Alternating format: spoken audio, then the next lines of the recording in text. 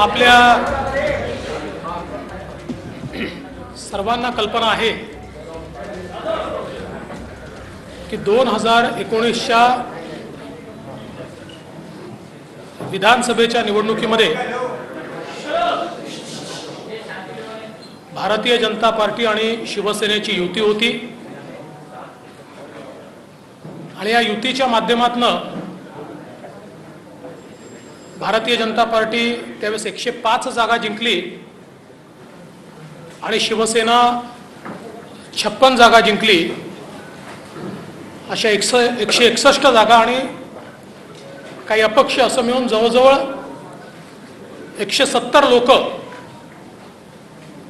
हे त्या ठिकाणी निवडून आले होते आणि साहजिकच ही अपेक्षा होती की भारतीय जनता पार्टी शिवसेना युतीचं सरकार तयार होईल। त्यावेळी माननीय पंतप्रधानांनी सर्वांच्या उपस्थितीमध्ये भारतीय जनता पक्षाचे मुख्यमंत्री बनेल अशा प्रकारची घोषणा देखील केली होती।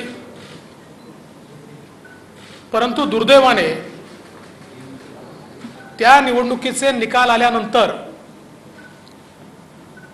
तेव्हाचे आमचे मित्र शिवसेना आणि शिवसेनेचे नेते यांनी वेगळा निर्णय घेतला आणि विशेषतः हिंदू हृदय सम्राट शिवसेना प्रमुख बाळासाहेब ठाकरे यांनी आज जन्म ज्यांचा विरोध केला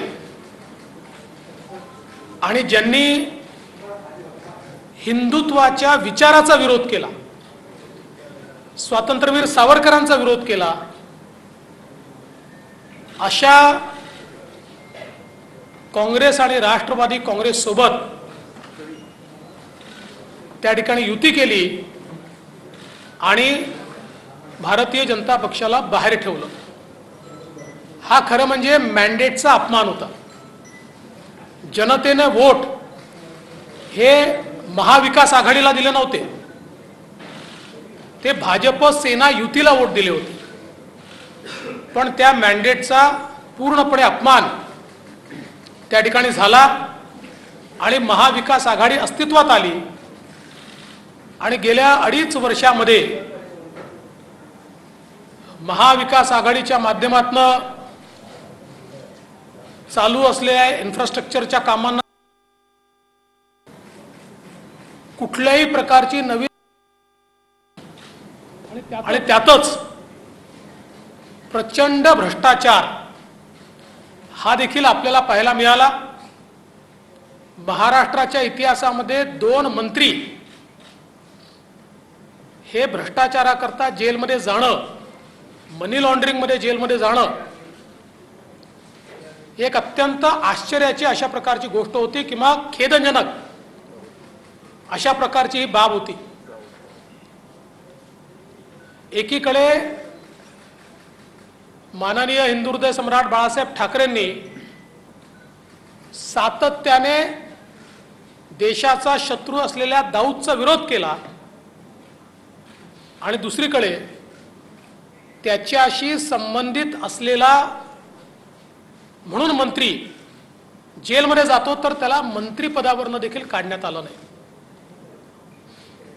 आणि एकूणच रोज सावरकरांचा अपमान, रोज हिंदुत्वाचा अपमान। ठीक आहे, शेवटच्या दिवशी संभाजीनगर झालं, पण ते केव्हा झालं? गव्हर्नरचं पत्र आलं त्यानंतर कुठलीच कॅबिनेट घ्यायची नसते। जोपर्यंत विश्वासमत होत नाही तोपर्यंत कॅबिनेट घ्यायची नसते हा नियम आहे। तरीही कॅबिनेट घेऊन मग जाता जाता संभाजीनगर, धाराशिव, दिबा पाटील अशा प्रकारचे निर्णय झाले। ते अर्थात येणाऱ्या सरकारला पुन्हा घ्यावे लागणार आहेत, कारण ते वैध मानले जाणार नाही, पण त्याला आमचं समर्थनच आहे। मात्र अशा या सगळ्या परिस्थितीमध्ये माननीय श्री एकनाथराव शिंदे हे शिवसेनेचे गटनेते आहेत आणि शिवसेनेच्या आमदारांची एक मोठी कुचंबणा झाली की ज्यांच्याशी लढलो आणि उद्या त्यांच्याशीच लढायचं आहे आणि त्यांच्या सोबत जायचं आणि उद्या हिंदुत्वावर मतं मागायची कशी, उद्या आम्ही कशाच्या भरोश्यावर बोलायचं, रोज अपमान होत असेल तर आम्ही कशाच्या भरोश्यावर लढायचं. आमच्याच मतदारसंघामध्ये आमचे हारलेले विरोधक यांना रोज निधी दिला जात असेल तर कशाच्या भरोश्यावर लढायचं. अशा प्रकारचा विषय लक्षात झाल्यानंतर या सर्वांनी निर्णय घेतला की काँग्रेस राष्ट्रवादी सोबतची युती तोडा. ज्या युतीमध्ये आपण निवडून आलो ती युती ठीक आहे, ती आम्हाला मान्य आहे, पण काँग्रेस राष्ट्रवादी सोबत आम्ही राहायला तयार नाही. मात्र दुर्दैवाने माननीय उद्धवजींनी या आमदारांच्या ऐवजी काँग्रेस राष्ट्रवादीच्या नेत्यांना जास्त प्रिफरन्स दिला आणि शेवटपर्यंत त्यांचीच कास धरून ठेवली. अर्थात तो त्यांचा अंतर्गत प्रश्न आहे, मी त्याच्यावर बोलणार नाही. आणि म्हणून या सगळ्या परिस्थितीमध्ये आज ज्यावेळी हे सरकार गेलं, माननीय उद्धवजींनी या ठिकाणी राजीनामा दिला, त्यानंतर महाराष्ट्राला एक अल्टरनेट गव्हर्नमेंट देण्याची आवश्यकता होती. वारंवार गेले 2.5 वर्ष मी आपल्याला सांगत होतो असं सरकार चालत नाही, हे कधीही पडेल. आणि त्याच वेळेस मी सांगायचो, आपण विचारायचे मला की सरकार पडलं तर निवडणुका होतील का. त्यावेळेस मी आपल्याला सांगायचो की सरकार पडलं तर आम्ही अल्टरनेट गव्हर्नमेंट देऊ, लोकांच्या डोक्यावर निवडणुका आत्ता आम्ही लादणार नाही. आणि म्हणून आज श्री एकनाथराव शिंदे यांच्या नेतृत्वामध्ये शिवसेनेचा विधिमंडळ गट, भारतीय जनता पक्षाचा विधिमंडळ गट आणि 16 अपक्ष आणि छोटे रजिस्टर्ड पक्षाचे आमदार असा एक मोठा गट हा सोबत आलेला आहे. अजून काही लोक येत आहेत. या सगळ्यांचे पत्र आज आम्ही गव्हर्नरला दिले आहेत. भारतीय जनता पक्षाने हा निर्णय केला की आम्ही सत्तेच्या पाठीमागे नाही आहोत, कुठल्या तरी मुख्यमंत्री पदाकरता आम्ही काम करत नाही आहोत. ही तत्वांची लढाई आहे, ही हिंदुत्वाची लढाई आहे, ही विचारांची लढाई आहे. आणि म्हणून भारतीय जनता पक्षाने हा निर्णय केला की श्री एकनाथ शिंदे साहेब यांना भारतीय जनता पार्टी समर्थन देईल आणि श्री एकनाथ शिंदे हे मुख्यमंत्री होतील.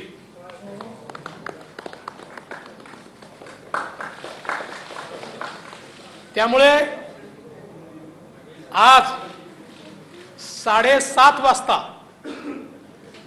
श्री एकनाथ शिंदे यांचा एकट्याचाच शपथविधी या ठिकाणी होईल. लवकरच पुढची कारवाई करून मग आम्ही एक्सपान्शन करू. या एक्सपान्शन मध्ये शिवसेनेचे शिंदे साहेबांसोबत असलेले अपक्षांमधले आणि भारतीय जनता पक्षाचे असे सगळे लोक या एक्सपान्शन मध्ये या मंत्रिमंडळात येतील. मी स्वतः बाहेर असेन, पण पूर्णपणे या ठिकाणी हे सरकार योग्य प्रकारे चाललं पाहिजे ही जबाबदारी माझी देखील असेल आणि त्याकरता पूर्ण साथ आणि समर्थन या सरकारला मी देणार. आणि मला अतिशय आनंद आहे की पुन्हा एकदा हिंदुत्ववादी विचारांचं, हिंदू हृदय सम्राट बाळासाहेब ठाकरे यांनी मांडलेलं हिंदुत्व, भारतीय जनता पार्टी सातत्याने जे हिंदुत्व आणि राष्ट्रीयत्व मांडताय, आणि सगळ्यात महत्त्वाचं माननीय पंतप्रधान नरेंद्र मोदीजी यांनी जे विजन दाखवलंय ते विजन पुढे नेणारं.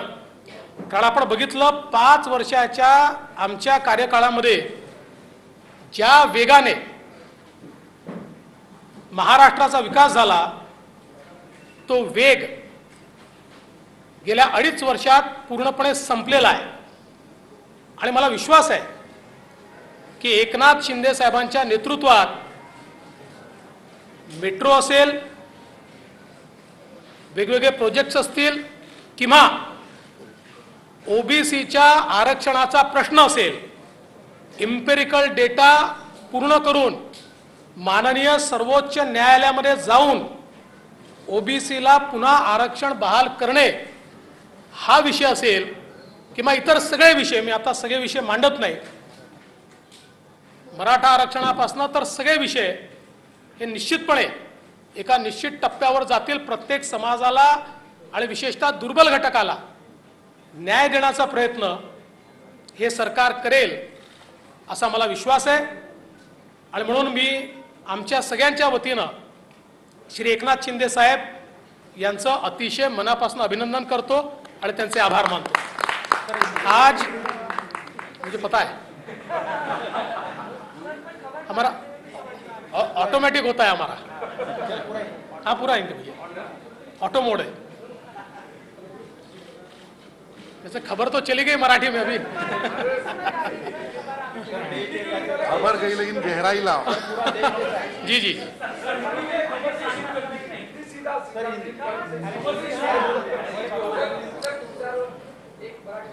देखिए 2019 में भारतीय जनता पार्टी और शिवसेना साथ में चुनाव लड़ी. माननीय प्रधानमंत्री जी के नेतृत्व में हमें पूर्ण बहुमत मिला. बीजेपी को 106 सीटें, शिवसेना को 56 सीटें और कई अन्य लोग हमारे साथ आए. 170 तक हमारी मेजॉरिटी जा रही थी. माननीय प्रधानमंत्री जी ने चुनाव के दरमियान भारतीय जनता पार्टी के मुख्यमंत्री का नाम भी ऐलान किया था, सबको मंजूर भी था. किंतु चुनाव के बाद शिवसेना के नेताओं ने यह निर्णय किया कि हिंदू हृदय सम्राट शिवसेना प्रमुख बाला साहेब ठाकरे जी ने जिन विचारों का जीवन भर विरोध किया, जीवन भर जिनसे लड़ाई की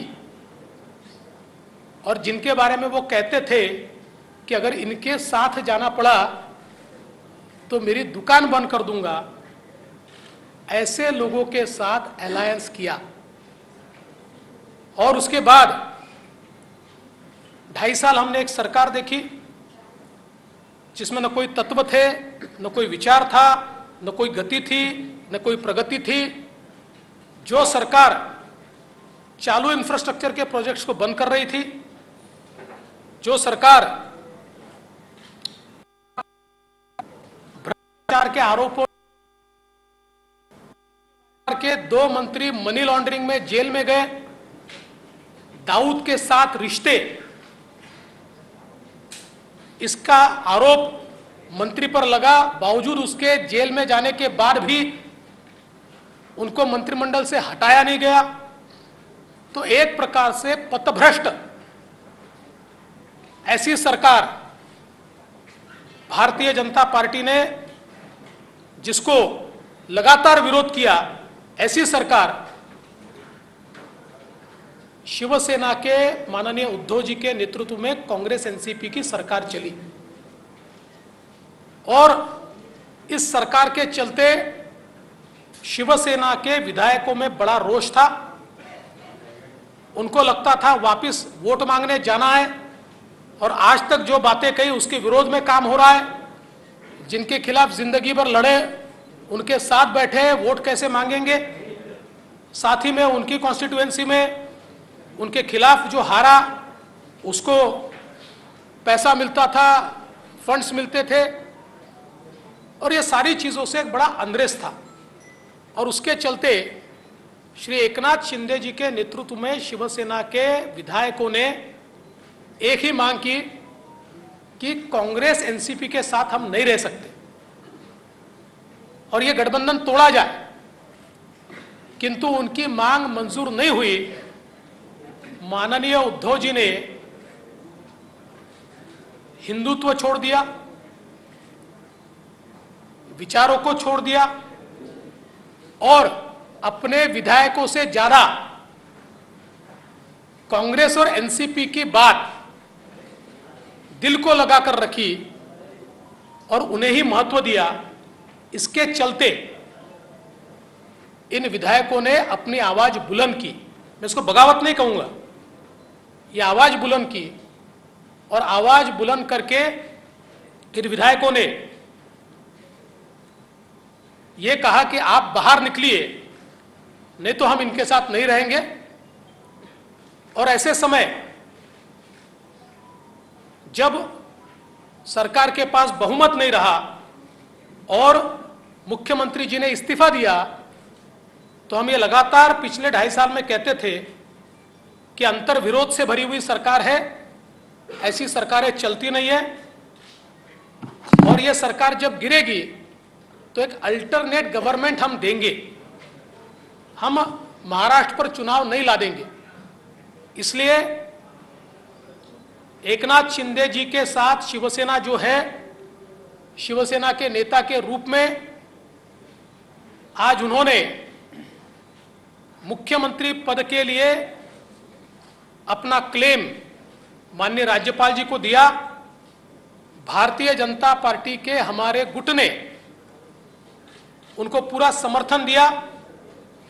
हमारे 106 और उसके साथ साथ उनके साथ और हमारे साथ जो इंडिपेंडेंट्स और छोटी पार्टियां हैं, इन सभी के समर्थन का पत्र आज हमने सौंपा है और गवर्नर साहब ने श्री एकनाथ शिंदे जी को 7:30 बजे शपथ के लिए न्योता दिया है। आज केवल एक ही शपथ होगी श्री एकनाथ शिंदे जी की और फिर हम लोग सारी कार्रवाई करके उसका एक्सपांशन करेंगे। एक्सपांशन के समय शिवसेना के जो विधायक उनके साथ है, कुछ इंडिपेंडेंट्स है, हमारे 106 विधायक हैं। इनमें से जो ज्येष्ठ वरिष्ठ लोग हैं, जो हमारी पार्टी तय करेगी या उनकी पार्टी तय करेगी, ऐसे लोगों को मौका दिया जाएगा और मंत्रिमंडल का एक्सपांशन किया जाएगा। मैं इस सरकार को पूरे तरीके से सहयोग करूंगा। मैं सरकार के बाहर रहूंगा और इस सरकार को सफल बनाने हेतु जो जो चीज करना आवश्यक है, ऐसी सारी चीजें हम मिलकर करेंगे। मेरा विश्वास है आदरणीय प्रधानमंत्री मोदी जी ने जो विकास का एक नया पर्व शुरू किया है, उस विकास के पर्व को 2.5 साल का जो ब्रेक लगा था, वो ब्रेक निकलेगा और फिर से महाराष्ट्र की प्रगति की एक्सप्रेस ये तेजी के साथ भागेगी। और उसके लिए मैं श्री एकनाथ शिंदे जी को बहुत बहुत बधाई देता हूं।